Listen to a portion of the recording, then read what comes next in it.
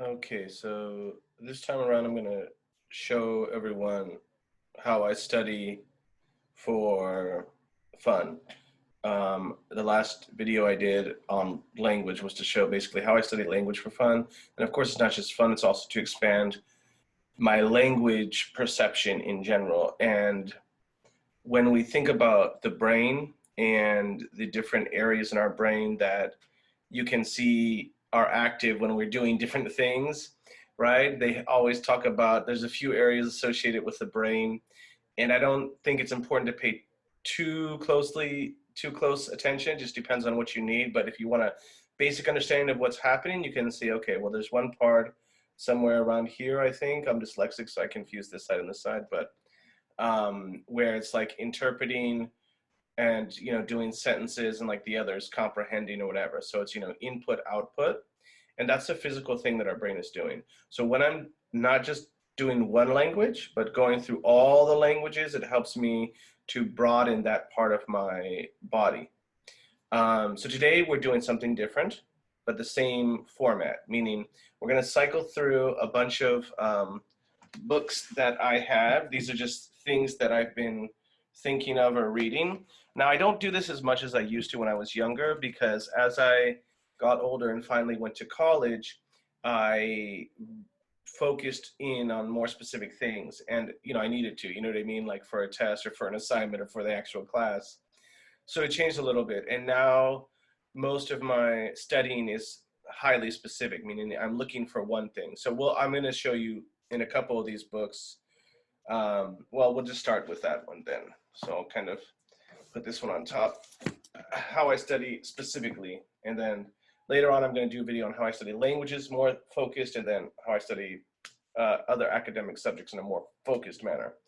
And so anyways, I'm just going to do the same thing. I'm going to go through and explain to you how I'm studying with each. And again, it's going to be kind of random.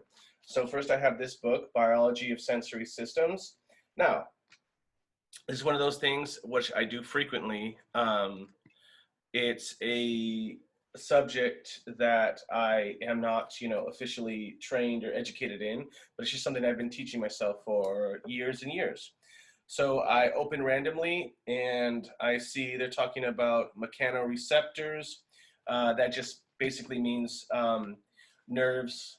For us, it's nerves that respond to pressure, okay? Anyways, and then they have a diagram of a nerve cell, a Merkel cell, this is called, myelinated axon branches to innervate 10 to 20 Merkel cells, okay? So they're talking about the sense of touch, and they're showing me a diagram of the nerves that respond to touch and pressure. And the reason this is interesting to me is part of it's for a novel I'm writing, but when you understand things categorically, you can go a lot farther. There's a kind of religious connotation with academia. It's this elevated, fancy, advanced subject. But when you look at a little picture like this, they're showing you a piece of meat. They're showing you a piece of tissue. So to think that this can only be accessed through a PhD program, you know what I mean? Or through like student loans or whatever, all this stuff, that it could only be understood that way. It tells you there's a flaw in our system, a flaw in our way of thinking about academia. Now, instead of just turning randomly, I'm going to look at something that I have been curious about. Since this whole book is the biology of sensory system, it has a lot to do with nerves and the equivalent of nerves and specialized nerves. But so when I look at that, I want to see what are some features that all sensory systems or all sensory cells have, and that's a broad range, because we're talking about the electroreceptors on hammerhead sharks. We're talking about these little magnetite organelles or cells in different birds, in bacteria. We're talking about sensing. What else? Sensing light through different kinds of eyes, different kinds of photoreceptors. Okay, so one of the main things that I look at here, that I would read if I was actually doing this instead of just a demonstration, would be this thing called allosteric effectors. And allosteric, when I see that word, I want to know, what does it actually mean?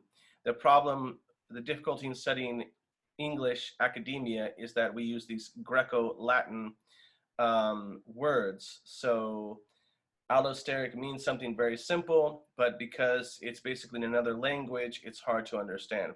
So if I had more time, I would just underline and I would just put etymology. So then once I look up the etymology, I can understand what it means. Another thing that I will do sometimes is translate into Chinese, because Chinese doesn't have that Latin Greek divide. So it's just the word. Like in Chinese, 生物学 is biology.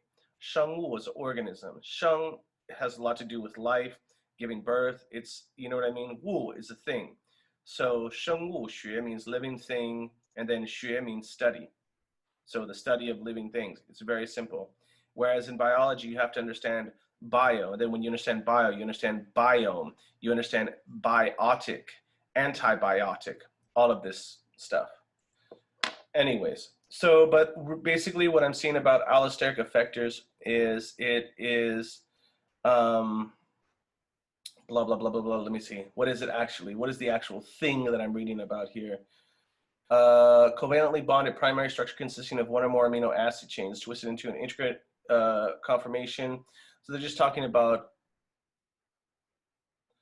amino acids. So they're talking about proteins. Basically, that's my basic way of understanding it. And they're talking about this feature across all sensory organisms. So what else do they say about these allosteric effectors? Well, just to clarify, in each of our sensory cells, there's, a whole structure. For us, for animals, there's a cell nucleus and a cell membrane, all that stuff. So we know that anytime we're talking about a sensory cell or sensory systems, which are sensory cells, we're going to be talking about similar things. Cell, cell membrane, nucleus, but then there's going to be specialized aspects. Like in a nerve cell, we have the axon and the dendrites. So this allosteric effector is something having to do with sensory cell specialization in terms of the proteins that comprise it. So I'm looking here. Sometimes I look at the bolded words too. So I see allostery, which is just when the allosteric effector does stuff. They call it allostery. And ligands. Ligands are things that connect. So let me just get out of here. I'm going to get out of this screen and just say allosteric etymology. Because, like I said, the whole fascination and mystification of academia is really horrible. And it's, for working class people, it's like it's a smokescreen. So I don't see any entries for the etymology of allosteric here. Allostery comes from other solid. So allosteric just means other solid. So it's some categorization of protein, and most likely when the scientists were discovering this or categorizing it, it was something other than what else, the other thing they had. So what this is telling me is that as I'm going through and learning about different sensory cells and the broader category of electromagnetic reactive organelles and molecular structures in different organisms, I'm going to be looking out for basically these proteins or these amino acids. And they should tell us something about the evolution of sensory systems and the evolution of what I call EM reactive molecular complexes. So anyways, I never took a class in this. A lot of this I'm not going to understand, or it takes me a long time to understand, but I know I'm only looking for parts. I don't need the whole thing. Okay, this one, classic. This is The Origins of Socialism by Lichtheim, and I used to love reading this in the Norwalk Library back in the 90s. And so I just turned randomly to a page. And I already know the structure of this book. It goes from the English to the French to the German, or the German to the French to the English, but those are the three things it covers. And they show basically how that led to Marxism. So here they're talking about Sismondi. He was a French socialist or utopian of that time. So it says Pécure, who I don't remember who that is, differed from Sismondi in taking a hopeful view of the future which the Industrial Revolution had opened before mankind. Okay, so now they're talking about how these different French intellectuals and revolutionaries understood the situation in Europe, in France at that time, and what was to be done. So it says he was indeed one of the early propagandists of industrialism. So now we are talking about in these currents of socialism and advocating for liberation. This was after the French Revolution, right? People realized, okay, we had a revolution, but we still don't have justice. We still have inequality. And so some people thought, okay, industry, industrialism, that's the answer. Machines, factory, technology. So here, continue. His critique of bourgeois society consequently lacked the doom-filled note so prevalent among the Fourierists and the adherents of Proudhon. We don't need to know all that. What the main thing, his critique of bourgeois society. So now this is the category he's in. All these people critiquing bourgeois society. And because he believed in industrialism, he lacked the, what does it say, doom-filled note. So he was less negative about industrialism and less negative about bourgeois society because he believed in the factories and everything that the bourgeoisie were doing at this time. This is in the 1840s. Okay, now I would just go through, I would probably just start reading parts that I like or looked up, but let's just turn to the start of chapter 6, the heritage. So now we're talking about the English component of the birth of modern socialism or modern Marxism, modern communism, these movements. So they're talking about these very standard, it's a very standard, what you would call almost a hagiography or an origin myth of Marxism. And they're talking about capitalism and an industry in England and how that kind of brought the end of the feudal order and revolutionized society to a certain extent. And they show how this was what Marx called the bourgeois revolution. Limitations of this book. A limitation of a book like this is they're saying retroactively how everything led up to some point in the past. Here they're saying that all this stuff led up to Marx, and I've never been comfortable with that because I think that an ideology concerned with the working class should prioritize the working class and not its, storytellers or historiographers or whatever, self-appointed spokesman. So anyways, but it's still one of my favorite books in the world. Now, then I have Alice Miller, The Body Never Lies. This is self-help. So this is stuff that helps me think about my life. It helps me realize how much I've been through and it helps me feel less pressure and realize that a lot of this stress is coming from outside, coming from all around me. It's not my own personal failing or my own personal fate. So I just started reading. I once initiated a discussion on the fourth commandment by asking what the love of one's parents consisted of exactly. So now we're talking about parents and love.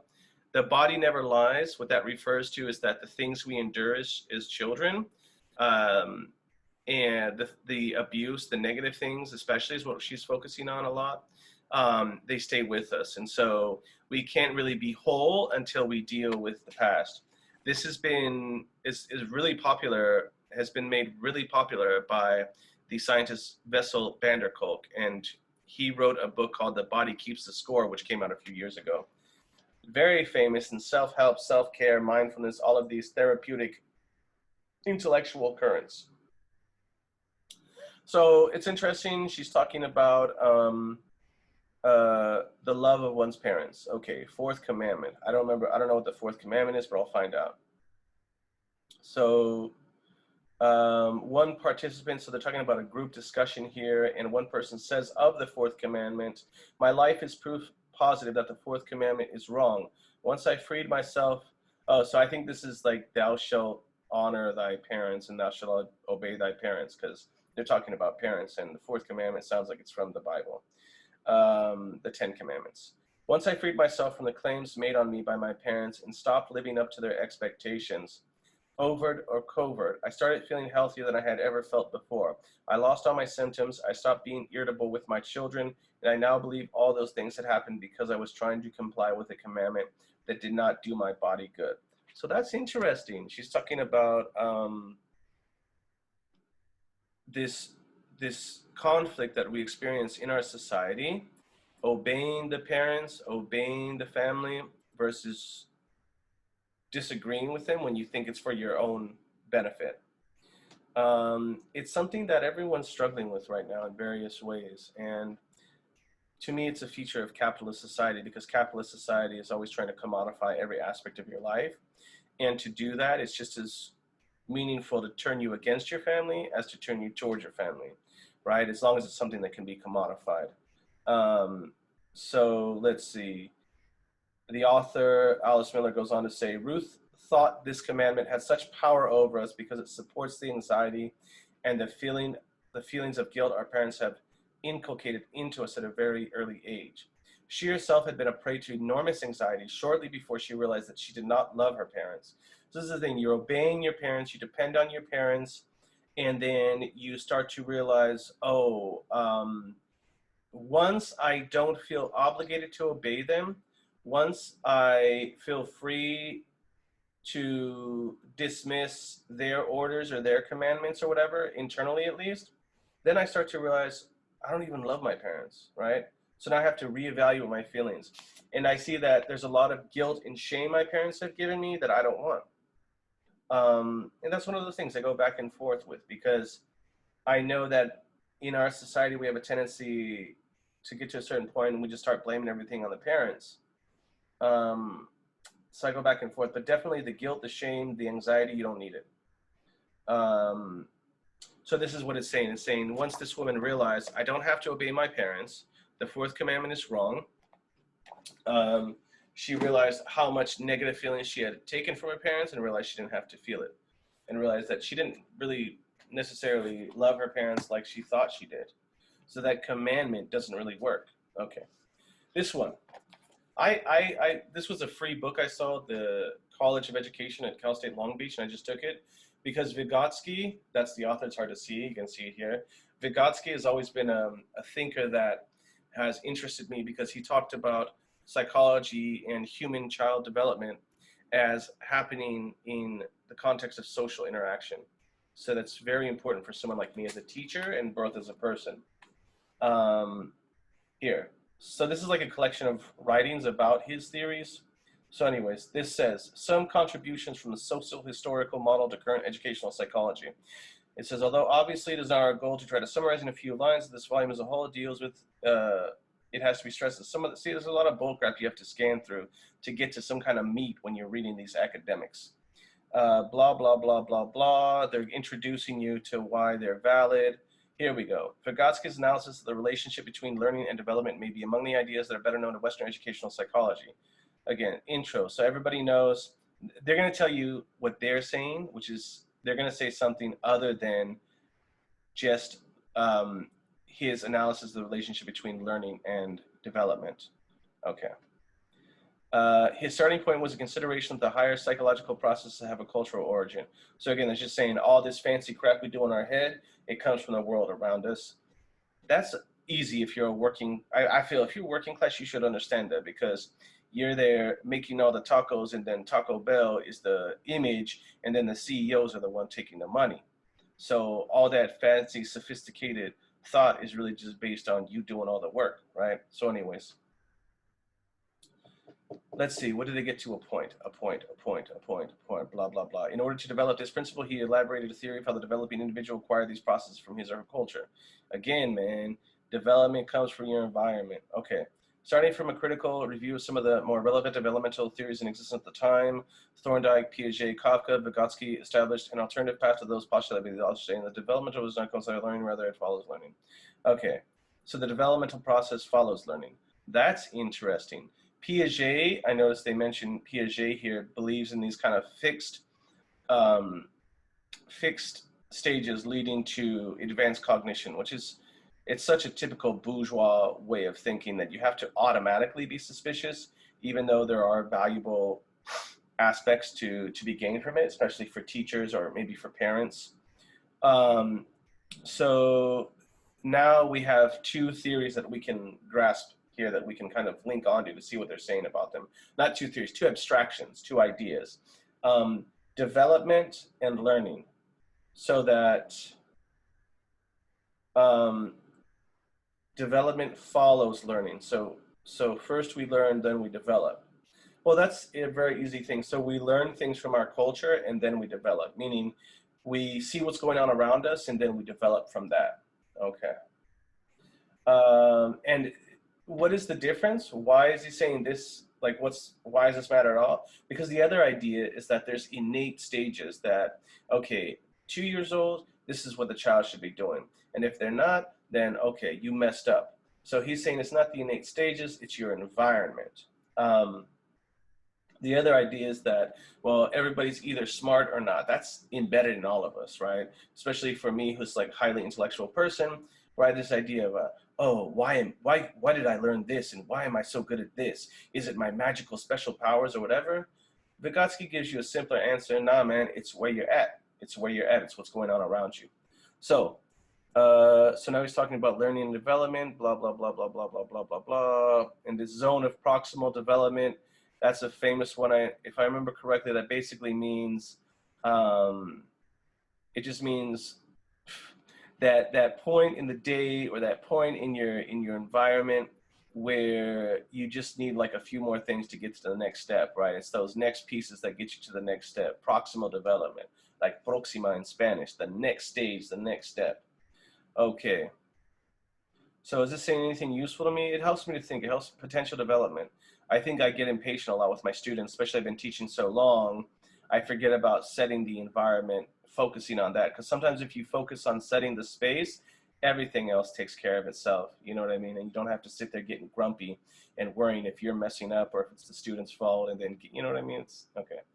Here's another quote. The difference between the level of the task that can be performed with the help of adults and the level of tasks that can be solved with independent activity is what defines the zone of proximal development of the child.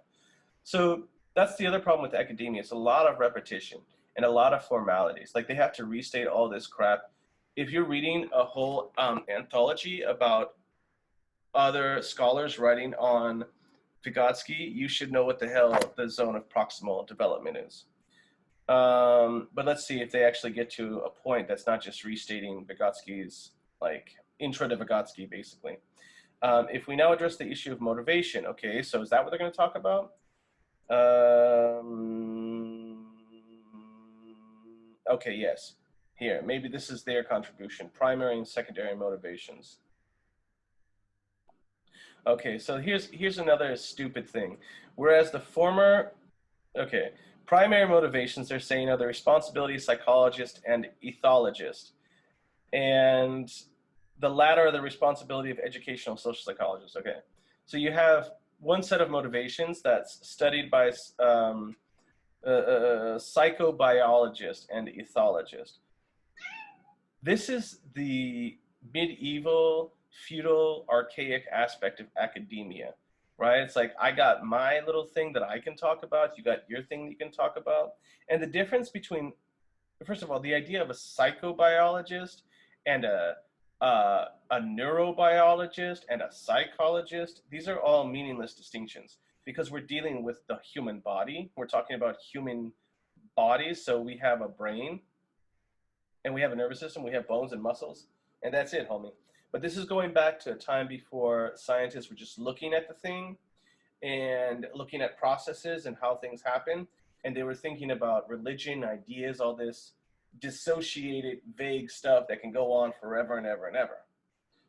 Because it just doesn't get to a point because you're just making up stuff like when you're drunk or high. Okay. So what is this? I'm curious. What does this person actually say about secondary and primary motivation? Blah, blah, blah, blah, blah, blah, blah, blah, blah, blah. Okay. Educational importance of motivation. Okay. And then here, it's more restatement of Vygotsky, so I lose my patience. Finally, we do not wish to conclude this brief review. Okay. So like by the third page, they're going to finish the review. Again, it's an anthology on the guy. You shouldn't have to restate for 3 pages. Okay. This is a workbook I'm doing, more self-help, inner bonding workbook. This is something I probably would really want to take a lot of time with, but I'm just going to show you. Sometimes I'll just look through here and I'll just see, okay, other bridges to learning. So I know this book is going to talk about different bridges to learning. And since it's inner bonding, bonding between the adult and the inner child, which basically means bonding between the part of our nervous system that has learned, is learning, and then the part that is receiving. So you can really break that down into the efferent and afferent pathways, meaning input and output. The learning, the adult is the output, The feeling, the taking in is the child. Other bridges to learning. It's often easy to move out of the intent to control and avoid and into the intent to learn about loving yourself. In addition to the anger process, tune into what else helps you relax and open your heart. This is actually something I've been doing because I have a lot of anger, a lot of anxiety, a lot of fear. It's kind of the cycle I've been living for all my life. Um, and sometimes it's really hard for me to tune into things that help me relax. Like right now, I'm listening to these binaural beats that help me focus and stay calm. But a lot of times my focus has been through anger and aggression and hypervigilance. So they're saying, write down all the things you can think of that open your heart to learning when you are stuck in your wounded self. Write down all the things you can think of that open your heart to learning. Okay, empathy, cuddling with Prada, drinking water, being in water, such as, I'll just say being in the ocean because it's different. Being in the bath, being in the ocean is different, so I'll just write both. Being in the bath, exercise, just does the trick. It's funny, you know, you get old and you're like a genius like me, and then you realize, oh, all this simple crap that people told me back in 1984 was all true.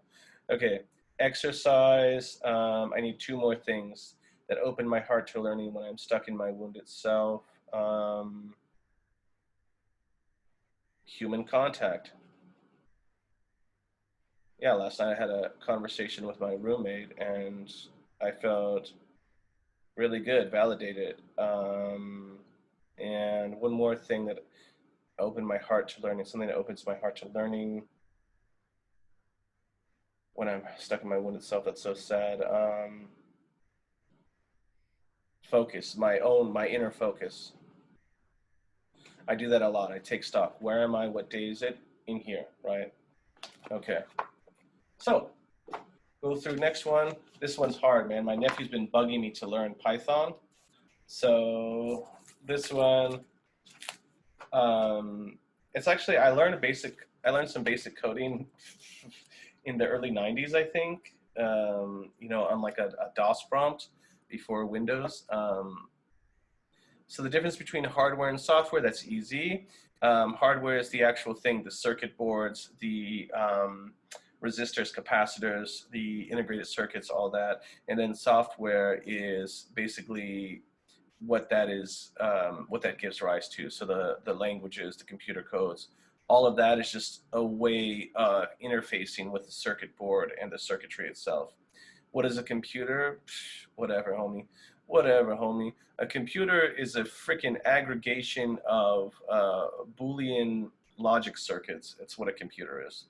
What kind of hardware is each of these parts? Choose from. Okay, TV screen is a display. CPU is processing. It's logic gates. Keyboard is input device. Headphones are output. USB flash drive is storage. Storage and processing hardware parts different. Storage is just there, and then processing actually does stuff to it. Okay. Why was the Apple II significant? That's a good question. Let's look. Why was the Apple II significant?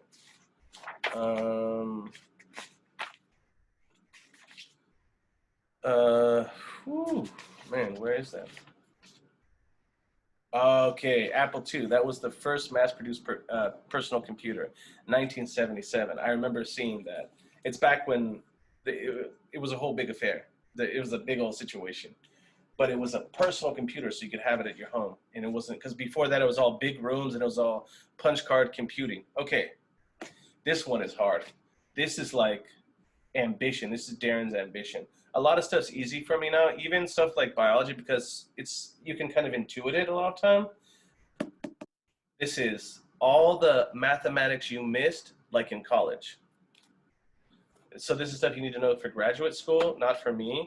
So let me go over some of the stuff in here. Math has always been my Achilles heel, always been my shame, my embarrassment. So I'm always trying to go higher and higher to learn more abstract stuff, and then learn the basics, and then meet in the middle to like calculus, basically. So here, calculus for vector valued functions. I can kind of understand a vector valued function, like a function that's value is its vector or something. Limits and continuity, differentiations and Jacobians. This is why I love math, because it's this whole, to me, it's like this whole isolated island universe where all these people are reading all this crap and it all makes sense and it's a whole bunch of numbers and symbols. Holy Jesus. Okay, let me just read randomly, see if I understand. Complex analysis. I've heard of this. Complex analysis in one variable studies a special type of function called analytic or holomorphic. So analytic usually means something is broken up into pieces. Holomorphic usually is something about the shape, right? Morphic, the shape, more like morphology. Holo, I think that means like a circle or something like that, or a sphere, I'm not really sure. Okay, so complex analysis in one variable studies a special type of function called analytic or holomorphic, mapping complex numbers to themselves. So taking complex numbers and showing their relationship to themselves. Is that dispensary time, homie? That's psilocybin situation right there. Okay. Mapping complex numbers to themselves, homie. That's why I love mathematics, bro, because you can trip out. Each has its advantages. Okay, there are a number of seemingly unrelated but equivalent ways for defining an analytic function. Each has its advantages. All should be known. We will first define analyticity. This is another fancy people. They make up a word, then a word about the word, then a word about the word. But I'm going to tell you, if I was a mathematician, I would be able to explain this to you very simply, like I can do with linguistics or stuff like neuroscience, of which I just happen to study and get into anyways. So we're going to define the analyticity in the terms of a limit. So a limit, that's something you do in calculus where instead of finding the exact value, you find something that it's approaching. So I think that's like on graphs and more dynamic number systems, you find a function is always going to be approaching a certain value but never getting there. It's kind of like when you say like 100 divided by, what is it, 100 divided by 3, right? And yeah, and you get like 33.3333333. I don't know. That's what I think of, so I don't know if that's right. So you understand I'm diving into the stuff that I do not know because it's kind of like by swimming around in it over all these years I've been doing this, I learn more and more. Okay, let's get to the end. This could become a long video, sorry. Hidden bedroom partners. Okay, this is about adult themes, basically about when we're being intimate, all the other baggage that comes along with it. And it's very straightforward. This book is actually easy read. These are when we have intimacy. For atonement, for safeguarding fidelity means to keep somebody with us, to confirm our sexuality, to prove we're straight, right? Or to show that we're still sexual, to get a self-esteem boost because we feel guilty. Dude, if you think about it, if you're an adult, even if, I don't know, if you're a woman or if you're queer, at least, I mean, straight people, you know it too, but straight guys, you know it too, but these are all of the other reasons, or a lot of times these are the real reasons that we're having adult intimacy time. Atonement, safeguarding fidelity, masking anger, revenge, boredom. Okay, so let's just read randomly. This is X and depression. It has a value as an antidepressant because of the nature of X and the way it interacts with an individual's personality dynamics. Okay, that makes sense because it makes you feel better, right? Surprising and complex relationship between angst and depression. Seriously depressed individuals feel sad, isolated, unwanted, unneeded, and are helpless. They typically feel they cannot do anything to help themselves. Their appetite is poor, they do not sleep well, nothing seems to give them pleasure. They lose interest in everything, including angst, and we would expect there's little or no annual activity and even less annual pleasure. However, the surprise comes in the early stages of depression, which some clinicians refer to as the pre-inception stage. That means before it sets. Before the depression, kind of like a pre-depression syndrome. So it can increase before the actual depression sets in. Yeah, and that makes sense because before like you go full on depression, a lot of times you're looking to increase stimulation, right? You want spicier foods, you want more of the drug, You want more intensity, more drama, more exercise, more X, like that. Anyways, this is a cute one. This is a cute one. This is a comic book. It's basically an intro to neuroscience comic book. There's some, I'll tell you the things I don't like. What I don't like is when they tell you the stories of the scientists, because there's so many books where you want to read, like, okay, I want to know what the hell a virus is. I remember when my dad had cancer, my father passed away when I was like 28, I think. And I remember when the first time he had cancer, and I wanted to understand, what is cancer? What is cancer? And it was like metaphor after metaphor after metaphor. And finally, it was a very simple thing of, for some reason that scientists apparently don't understand and can't fix, certain cells begin to replicate against the other cells and take them over. Very simple. But you got to read books and books and talk about the history of such and such researcher and blah, blah, blah, just to get to the tamada point, excuse my language.